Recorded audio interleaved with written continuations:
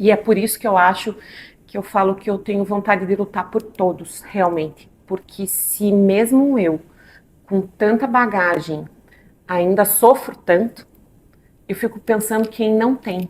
Então pense o que é você se ver sem emprego, sem fonte de renda, com uma dívida de 1,5 milhão e com uma criança de alto custo mensal, tendo que se reinventar todos os dias para conseguir manter o seu filho vivo. Né? Eu estou dizendo apenas vivo. Será que a gente não pode pensar desta forma? Em apoiar a mãe, o pai, o cuidador a trabalhar para que ele consiga, então, através desse incentivo do governo, em empresas públicas e privadas, estar trabalhando, ser o provedor e, com isso, também cuidar da sua saúde física e mental?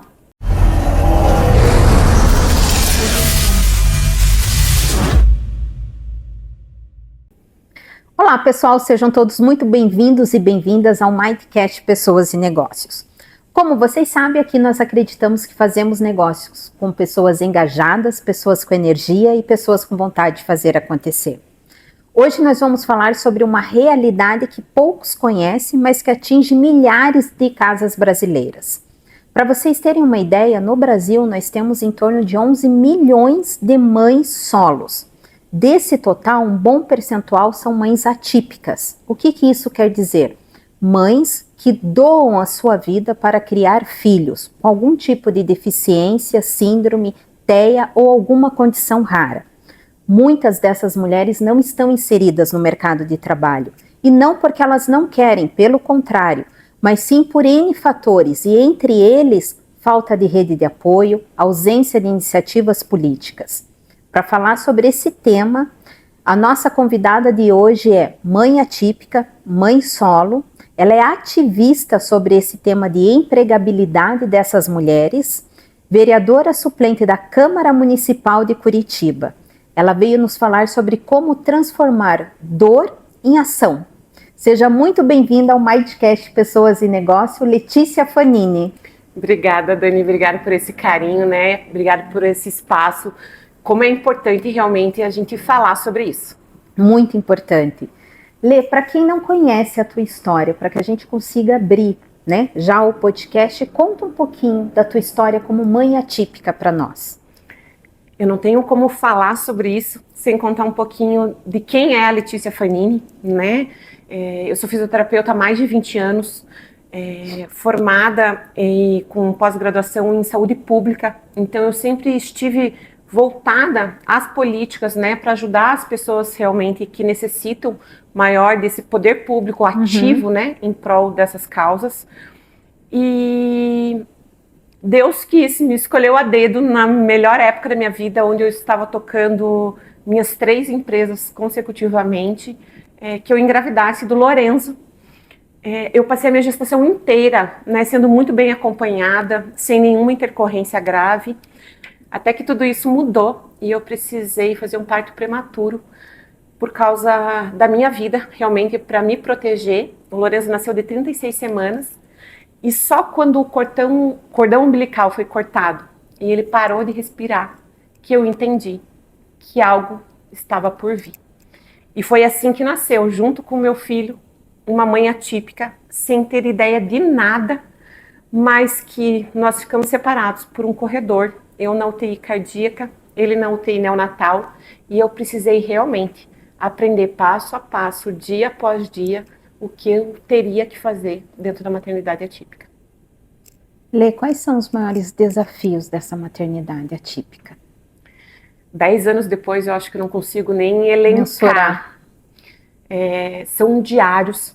Eu costumo dizer que, por muitas vezes, eu vivo 1 hora por vez, né? A maioria dos nossos dias são assim, porque mesmo tendo todo o conhecimento, né, profissional que eu tenho, com toda a bagagem pessoal agora, com todos os recursos, né, que eu tanto corro atrás para prover, ainda assim é muito difícil, né? Não basta ter conhecimento, não basta ter o apoio. E é por isso que eu acho que eu falo que eu tenho vontade de lutar por todos, realmente. Porque se mesmo eu, com tanta bagagem, ainda sofro tanto, eu fico pensando quem não tem, quem não sabe nem por onde começar. Quando a gente fala da tua luta, né? Qual que é o impacto que você pode nos contar, um impacto tanto emocional quanto financeiro para a mãe solo e atípica além de tudo? É literalmente abrir mão de tudo em prol da vida do filho, né? Eu fui à falência das minhas empresas. No primeiro ano de vida, eu fui obrigada a fechar para poder honrar com os meus compromissos, né? Tanto com os funcionários quanto com os fornecedores que eu tinha. Levei anos para quitar essa dívida. Através da minha CNPJ ainda, eu consegui muitos empréstimos bancários na época para custear o tratamento emergencial do Lorenzo. E eu fiquei com uma dívida de mais de 1,5 milhão no primeiro ano de vida dele. Então pense o que é você se ver sem emprego, sem fonte de renda, com uma dívida de 1,5 milhão e com uma criança de alto custo mensal, tendo que se reinventar todos os dias para conseguir manter o seu filho vivo. Né? Eu estou dizendo apenas vivo. A luta pela reabilitação dele, pelo desenvolvimento, foi passo a passo que eu fui dando, mas no início era terrível, né? O Lorenzo veio para casa num cenário de tendo 30 paradas cardíacas por dia. Então, todo o meu tempo era para reanimar o meu próprio filho. Não tinha ideia do que seria, né, pela frente. Mas a minha fé e o meu amor transformaram a minha dor, né? Eu falo que Deus me escolheu a dedo mesmo, né? O Lorenzo, ele hoje, eu sei que ele tem uma síndrome rara, a síndrome de Goldenhar. O Lorenzo é surdo e o Lorenzo é autista. Mas aí eu sou fisioterapeuta e socorrista. Então eu tinha condições de reanimar meu filho. No curso eu não aprendi isso, né? Mas eu fui obrigada pelas circunstâncias a me especializar cada vez mais e a entender que os desafios realmente não iam parar. E depois que eu fui à falência, eu entendi um cenário que não era só meu, uma realidade que não era só minha. Uhum. Eu percebi que todas as mulheres, né, que têm um filho com deficiência também passariam por esses desafios. E aí eu trago a estatística, né, que a gente conversa, que há uma leve mudança ali nos estudos, mas a maioria diz que 93% das mães atípicas são abandonadas pelos pais dos seus filhos. E aí pensa, se essa mulher... aí? 93%. Meu Deus. Né? Então, se essa mulher já tem que se doar para cuidar dessa criança e manter ela viva, imagina ainda ela ter que trabalhar e ser a provedora financeira do tratamento dessa criança também, né? E não só do tratamento, dos custos básicos de uma vida, Sim, né? sim, exatamente. Todo mundo que é mãe já sabe que tem que pagar a escola, comida, lazer, Sim. né? Educação, enfim, todos os Isso a gente está falando em um cenário típico, correto eu falar assim? Se eu falar alguma coisa errada, você me corrige, Lê. Isso a gente está falando de um cenário típico, né? Imagine um cenário atípico onde os custos, eu não imagino, mas deva ser 3, 5, 10 vezes maiores. E são muito variáveis, né? Eu sempre falo, eu tenho uma planilha financeira para um mês normal do meu filho, sem nenhuma intercorrência grave, e os custos variáveis são infinitos. Eu já tive um custo variável mensal, para você ter uma ideia, variável, tá? Fora o custo fixo, de 15 mil reais. Extra num mês onde que ele ficou extremamente instável.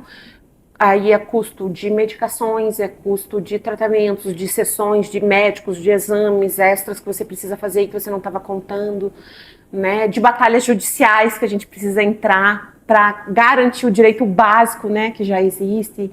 Então, realmente os desafios são imensos. Lê, me diz uma coisa. Pegando todos esses desafios, como que você vê a ausência da rede de apoio e de políticas públicas, como que elas afetam essas mães? Porque é que nem você falou assim, Dani, eu tenho um conhecimento, né? Se tornou mãe solo, você não era mãe solo, você se tornou mãe solo, então eu entendo que você faz parte dessa estatística de 93%, correto? Você era uma empresária bem sucedida, porque a gente já conversou nos bastidores sobre isso. De repente, em um ano, você não é mais empresária, você não é mais bem sucedida, você se torna mãe solo, tua vida vira de ponta cabeça. O mais difícil para mim foi que eu venho de uma base onde os meus pais sempre trabalharam comigo, com os meus irmãos, a ajuda ao próximo, né? Então eu sempre vou falar que é muito mais fácil a gente ajudar o outro do que a gente precisar da ajuda. Então a primeira chave minha que teve que virar foi essa, de eu entender que naquele momento eu precisava de ajuda. E eu precisar da ajuda, eu entender que eu não tinha mais a capacidade de ser a provedora do básico para o meu filho, foi muito difícil.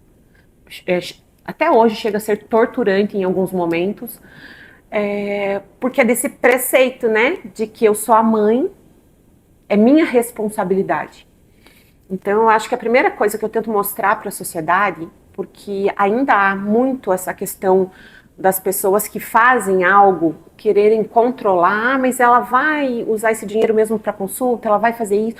E assim, a primeira coisa que eu digo, por favor, parem, né? Isso fala sobre você. Você tem que fazer de coração aberto, né? Então, assim, esse julgamento, assim, é muito difícil. E aí eu vejo que muitas mães não constroem uma rede de apoio justamente por não terem condições emocionais de lidar com essa cobrança da sociedade. Então elas se escondem. E aí está uma grande dificuldade nossa, por exemplo, de fazer as políticas públicas, porque essas mulheres literalmente se escondem. Então agora o movimento que a gente está fazendo é tentando buscar, cadastrar e compreender quais são as reais necessidades dessas mulheres para que a gente consiga desenvolver políticas muito efetivas para esse público-alvo que a gente está buscando. Essa seria até a minha próxima pergunta, Lê. Como que surgiu a tua atuação, né, na política? Você acabou de responder. Mas eu te digo mais, porque eu tive que lutar tanto pelo conhecimento, né, que eu tenho, pelo básico do meu filho, sabe? Por um exame com ele internado dentro da UTI, por o direito, por exemplo, do internamento domiciliar, que até para o plano de saúde é menos oneroso, para o meu filho é mais confortável e oferece menos risco, considerando uma criança com uma imunodeficiência que ficou no hospital e que teve diversas sepses e quase morreu por conta de inúmeras infecções hospitalares, né? E eu ter que lutar mesmo na justiça por isso. E aí eu percebi quantas pessoas que não têm essa voz, que não têm essa energia, que não têm esse conhecimento. Então foi a primeira coisa que eu falei, não, eu posso fazer isso, eu sei fazer isso, eu não tenho medo, né? E aí foi o que me trouxe para esse mundo da política, na vontade mesmo de ser a representante, não só das mães, né? Aí eu, como fisioterapeuta, sei da realidade de todo mundo que tem uma deficiência, né? De todas as pessoas. Eu falo que o Lorenzo tem a sorte de ser filho da Letícia, mas e a Maria, mãe do José, né? E a Larissa, que é a esposa do João, né? E tantas outras pessoas que têm inúmeras situações, por exemplo, de saúde, Sim. E que a impedem, né, de conseguir, por exemplo, trabalhar de forma regular ou até não tem a oportunidade, né, do emprego formal, que eu poderia fazer, né, ser essa voz, a voz dos raros, né, para essas pessoas. Sabe que tem duas coisas que me chamaram a atenção nas nossas conversas nos bastidores. A primeira, se você me permite, eu vou contar um trechinho que você me contou, sobre você chegar no aniversário e uma vaga tá ocupada, uma vaga específica que seria sua, né, por direito, e que você teve que realmente brigar para conseguir por aquela vaga, porque você me falou, Dani, eu ia descer com uma criança com o oxigênio, cilindro de oxigênio, né, com cilindro de oxigênio, com bolsa, com, enfim, com tudo aquilo você teve que brigar, ainda foi vaiada por aquilo, né, por aquela atitude que você teve, porque segundo algumas pessoas, teu filho tinha que estar em casa descansando, ele não teria o direito de ir em um aniversário de um colega. E aí você falou assim, que você não queria ter aquela o direito àquela vaga? Essa situação foi muito difícil, né? Era aniversário de um amiguinho do meu filho, o nosso vizinho de quarto no hospital que a gente conheceu, e a gente tem uma amizade linda até hoje. Então, a mãe fez a festa em casa e nos convidou. E tinha a vaga, né, das pessoas com deficiência, eu com credencial, e tinha uma caminhonete de luxo parada nessa vaga sem credencial. E eu tive que chamar os órgãos competentes e com muita clareza, né, no telefone eu acabei informando qual era a real situação, né, meu filho totalmente dependente de equipamentos de sobrevida, no entanto, no direito dele de cidadão de ir e vir a qualquer lugar e com uma vaga que não é preferencial, é uma vaga exclusiva da pessoa com deficiência e credencial, né? E aí eu solicitei o guincho para rebocar o carro para que a gente pudesse parar e acessar o prédio. As pessoas fizeram coro na janela, xingando, vaiando e dizendo que sexta-feira à noite não era hora de pessoa com deficiência sair de casa.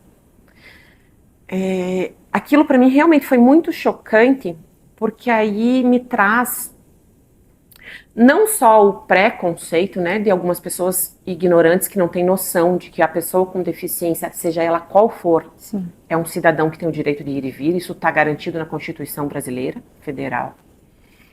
Mas a falta de empatia que a gente ainda lida, né? E essa questão de vagas é só uma fração, porque é aquela velha máxima, né? Essa vaga não é sua nem por um segundo.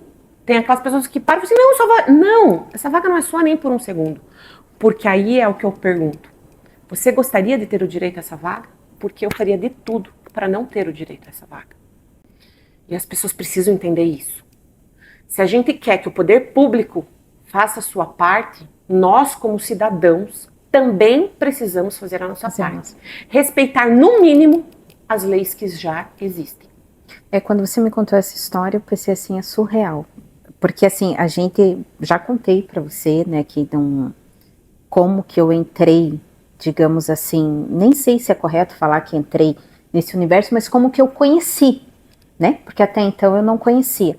E aí a gente escuta algumas coisas e fala, não, é surreal. Será que isso acontece mesmo? Cara, acontece. É um negócio surreal. E outra coisa que me marcou muito é que dentro desse índice de 93% de mães solos que você me falou, que tem os pais, né, que abandonam, mas existem também as mães solos involuntárias devido ao falecimento desses pais que acabam se tornando os únicos provedores, e não porque as mães não querem trabalhar, porque é o que eu falei no início do podcast, porque não conseguem, a gente vai chegar nisso, mas que também existe um percentual grande, e a gente estava em uma reunião há 2 dias atrás que se falou sobre isso, né?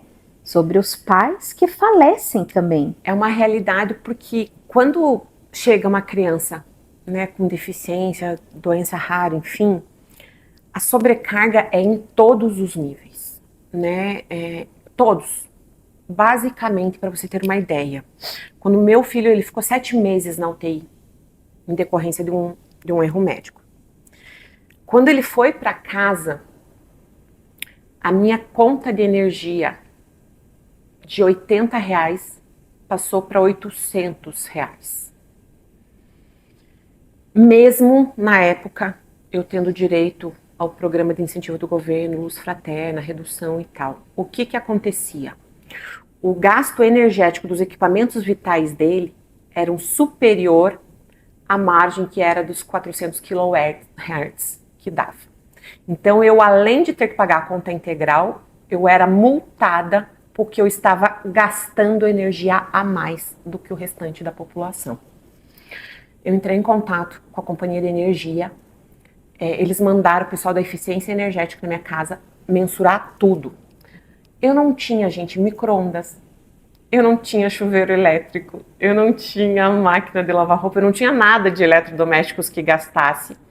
Eu tinha geladeira, o fogão ali, uma TV, e eles conseguiram mensurar e perceber que era só dos equipamentos vitais realmente aquele gasto extra. Os funcionários da companhia fizeram vaquinha e pagaram a conta de energia da minha casa por 2 meses, até que eu pudesse me reestruturar e colocar no meu orçamento mensal aquele gasto de energia. Eu cheguei a desligar a geladeira da minha casa por não ter comida. Eu vivia de pão com margarina. O pai do Lorenzo, ao sair do trabalho, passava na casa de algum parente nosso para fazer visita e trazer alguma coisa para que eu pudesse comer no final do dia. E por muito tempo eu vivi assim, tomando banho gelado, comendo comida doada, sem ligar a TV, sem ligar a luz dentro de casa, para poupar energia, para garantir que os equipamentos vitais do meu filho funcionassem. Então você deve imaginar que eu cheguei literalmente no fundo do poço e abdiquei mão de tudo. Eu só mantive o meu plano de saúde porque era meu pai que pagava.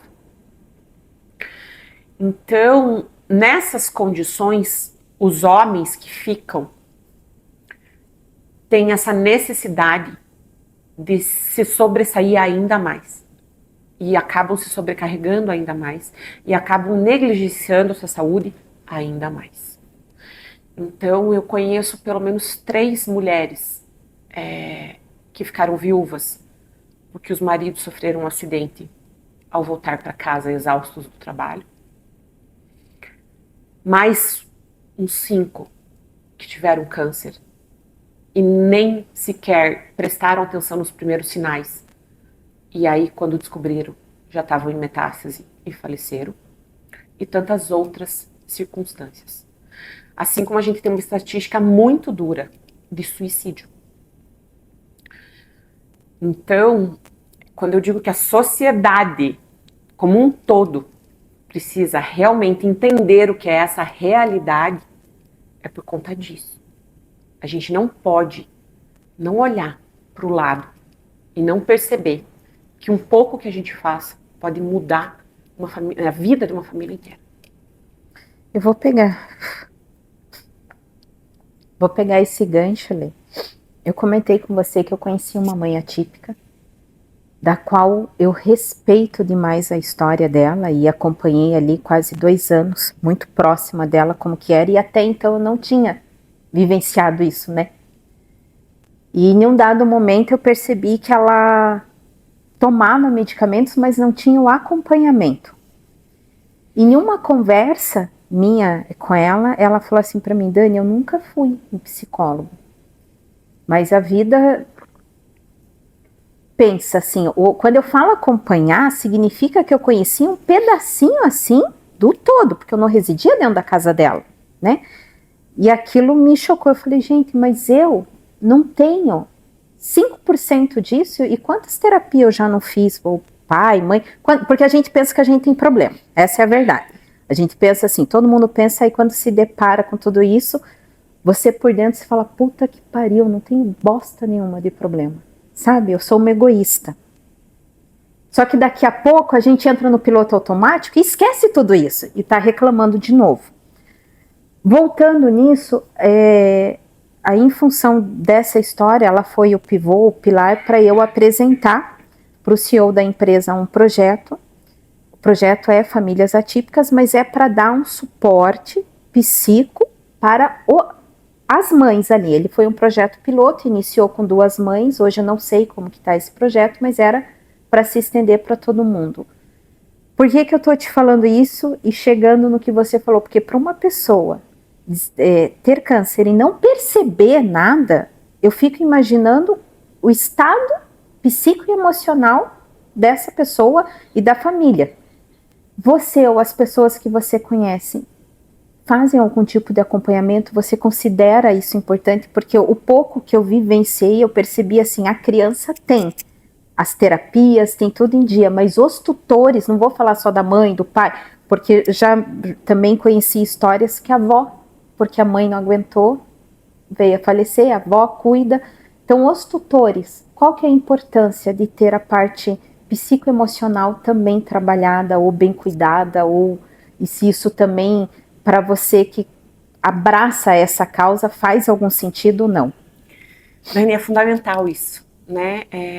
A saúde mental eu acho que é o primeiro pilar da saúde geral de um indivíduo. E eu posso trazer o meu exemplo.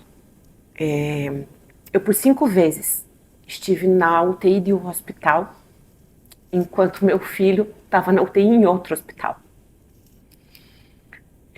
E porque eu negligenciei a minha própria vida. E aí, enquanto eu estava lá, lutando pela minha própria vida, eu entendi que se Deus me permitisse novas chances, eu teria que fazer algo, mudar. E a primeira vez que eu saí da UTI, a minha primeira atitude foi buscar uma psicóloga. Eu lembro que eu fiz um post nas redes sociais dizendo que eu não reconhecia mais aquela mulher da foto e que para me resgatar eu precisava de ajuda. E que eu não tinha dinheiro para pagar, mas que eu prometia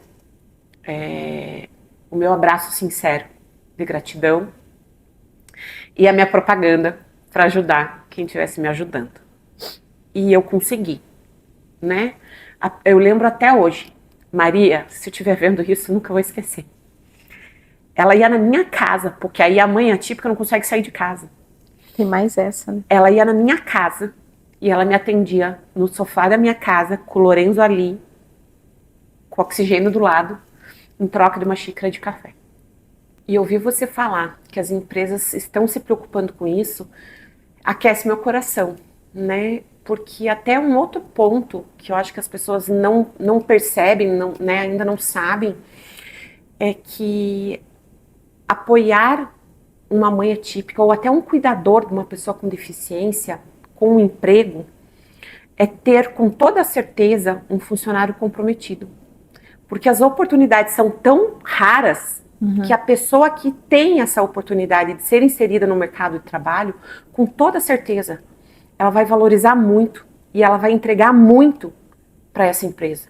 Então é uma das coisas que eu tenho trabalhado muito nessas reuniões sobre a empregabilidade, é que as empresas entendam isso, né? Oferecendo essas oportunidades, elas vão ter o comprometimento de seus funcionários, mesmo que com uma jornada reduzida, mesmo que precisem faltar por causa das terapias, de consultas ou de intercorrências. Porque no momento que ela puder produzir, ela vai fazer o seu melhor, porque ela sabe que ela não vai ter outra oportunidade. Então ela precisa aproveitar essa chance com toda a sua força. E aí vem um comprometimento que eu acho que pouquíssimas empresas abrem o espaço, mas que com certeza pode fazer a diferença na vida das famílias atípicas. Lê, isso é o que te motivou a ser uma ativista da empregabilidade dessas mães atípicas? É toda essa dificuldade? Na verdade, eu entrei nisso assim, nesse turbilhão de políticas públicas, porque são tantas coisas que as famílias precisam, e isso foi uma das coisas que foi surgindo, né, essa necessidade, porque tem, por exemplo, né, a Previdência tem um benefício de prestação continuada, que é um salário mínimo. Mas você deve imaginar que um salário mínimo para uma família atípica é quase nada. É quase nada, né?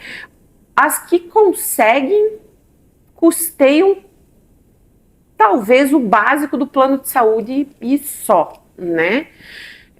E para conseguir o benefício, as regras são cruéis. A pessoa precisa ser praticamente miserável para conseguir.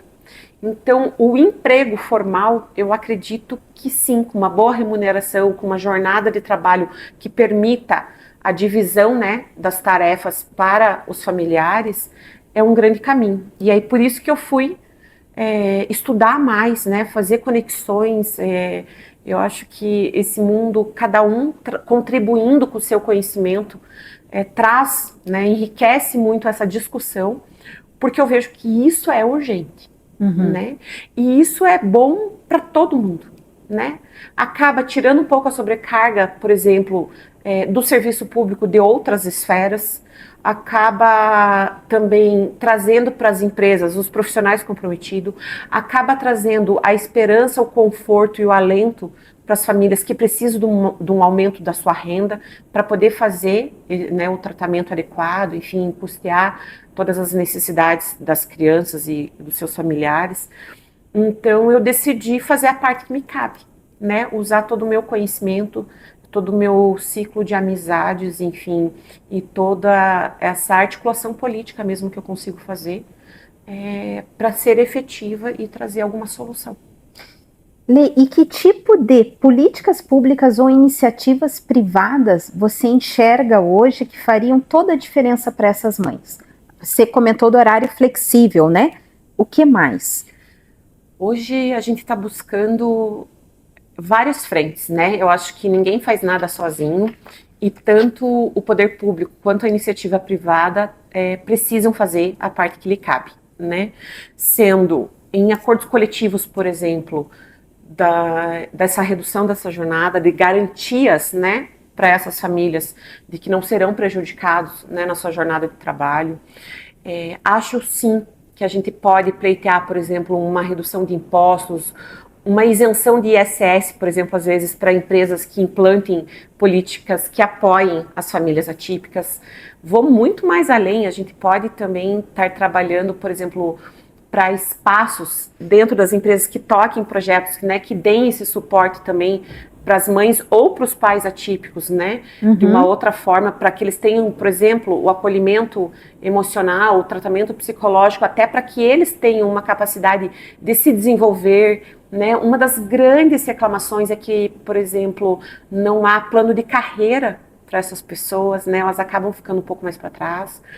Tem uma ideia que eu acho que também pode ser fenomenal para as empresas, e não acho difícil do poder público fazer isso, né? Lógico, a gente tem que ser coerente também com tudo que a gente propõe, mas por exemplo, a questão de prioridade de compra ou de licitações para as empresas que tenham também as políticas estruturadas, né? E que tenham um número de vagas ou projetos mesmo que acolham as mães e os pais atípicos na sua instituição. E aí o poder público ajuda dessa forma a empresa que toma a iniciativa e faz acontecer.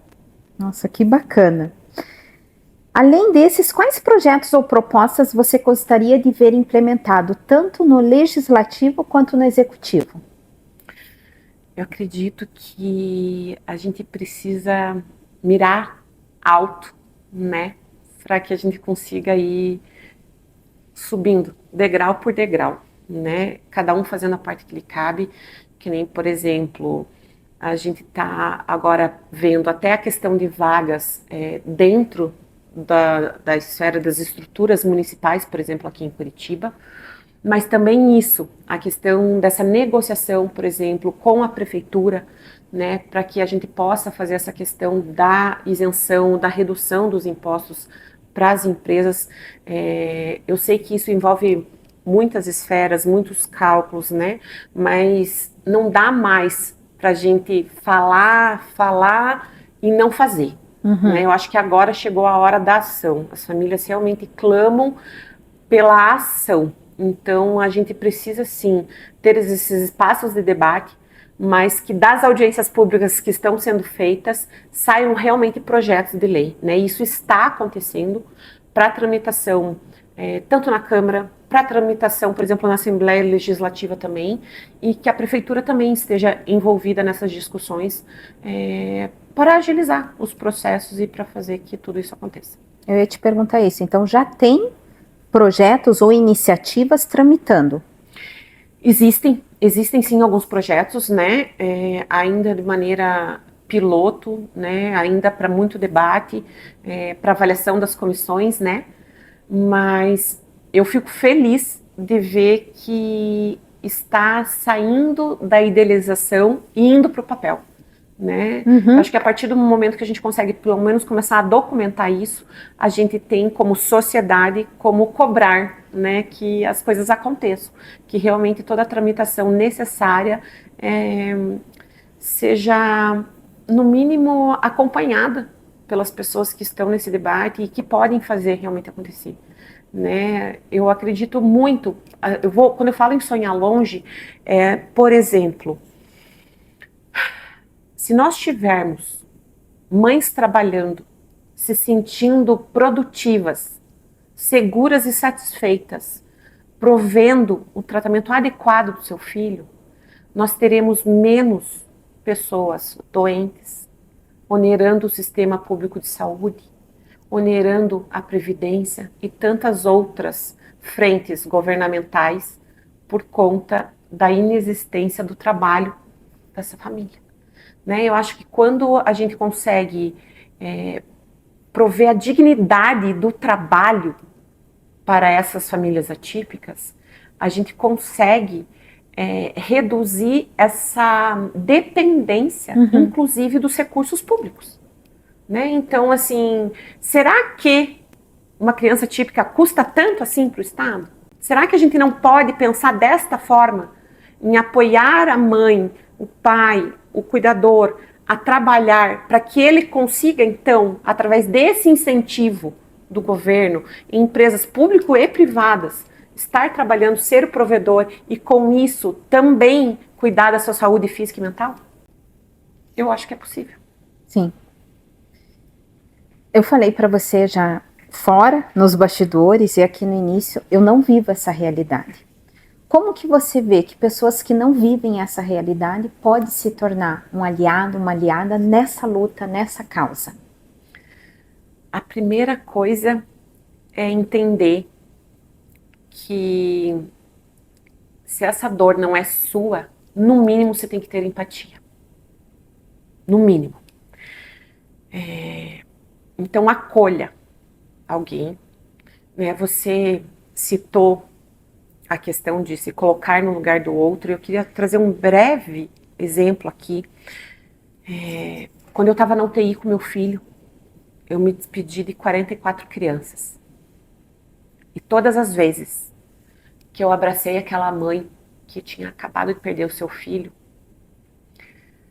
depois eu pedi perdão a Deus por estar agradecendo que o meu filho ainda estava comigo. Então, quando você vive essa realidade de perto, o teu olhar muda. O teu prisma para a vida é outro. Eu não quero que todas as pessoas precisem passar por isso. Isso causou muita revolta no início para mim, com as minhas amigas, por exemplo, que postavam nas redes, né? Ai, uma noite mal dormida, Joãozinho tá com o dentinho nascendo e tal. E não faziam ideia de que um dente nascendo no meu filho produzia mais saliva. Essa saliva ele broncoaspirava, ia para a traqueia, fazia uma pneumonia. Da pneumonia ele precisava do antibiótico, evoluía para sepse e tinha uma parada cardíaca, por causa de um dente nascendo. E a minha psicóloga um dia trabalhou comigo e falou assim: e que culpa tua amiga tem? Essa é a tua vida, essa é a tua realidade. E aí mudou a Letícia também. Eu deixei de ser a pessoa que se vitimizava, que se revoltava, por entender que as realidades são diferentes. Então eu falo que hoje a empatia é uma via de mão dupla, né? Em relacionamentos precisa ser das duas formas. Sim. Né? Então, quando a gente traz isso para a questão do emprego, é isso. Quem é do RH, que não tem aquele preconceito porque a mulher é mãe, que não tem aquele preconceito porque ela tem um filho com deficiência, que não tem aquele preconceito que ela vai faltar, que ela vai falhar, que no mínimo ofereça a oportunidade. Isso causa uma reflexão enorme, né? A sociedade precisa mudar. Sim. Vou te fazer uma pergunta que talvez seja bem ignorante da minha parte.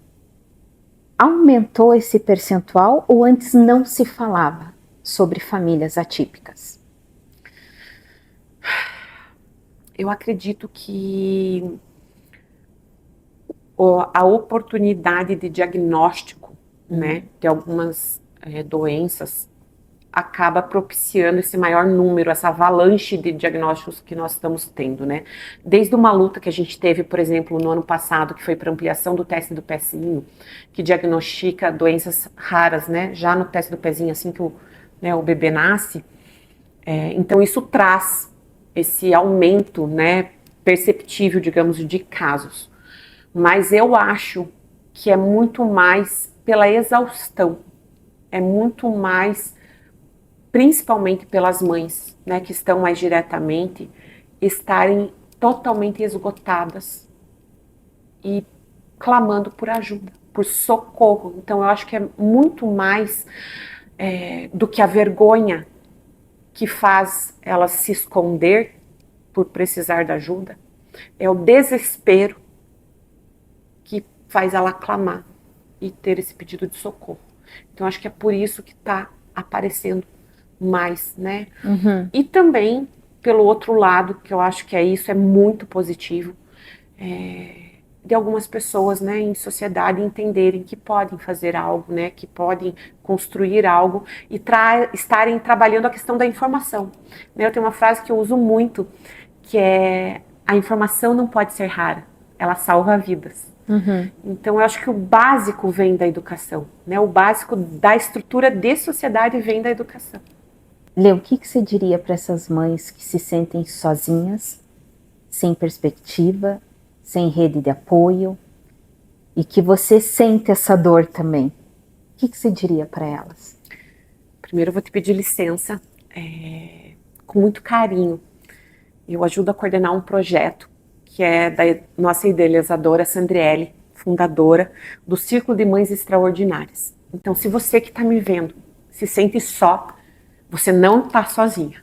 Segue a gente no Instagram, Círculo de Mães Extraordinárias, que com toda certeza você vai ter um monte de amigas, todas mães atípicas que entendem a tua dor.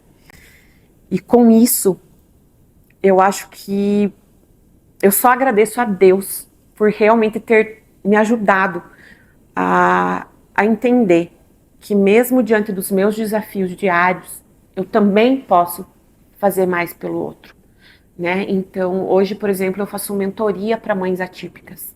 Hoje eu ensino essas mães a conseguirem planejar e organizar todas as fases da sua vida, porque a alimentação fica precária, a financeira vai por água abaixo, a rotina não consegue estruturar, falta tudo, né?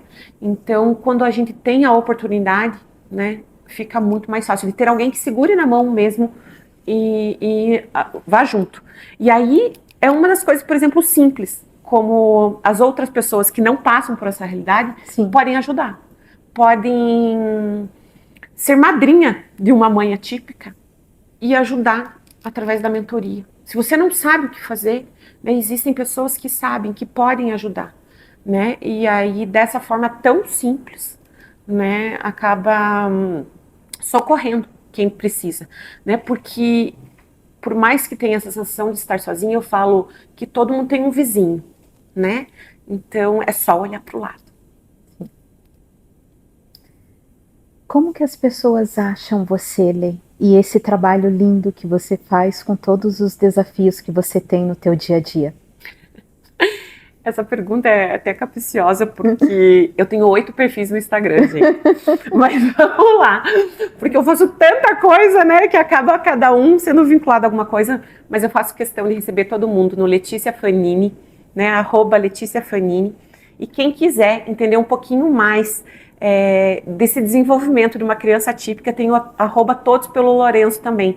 Lá eu faço questão de compartilhar as terapias, os recursos, todas as oportunidades que a gente pode fazer, os estímulos que eu utilizo no dia a dia.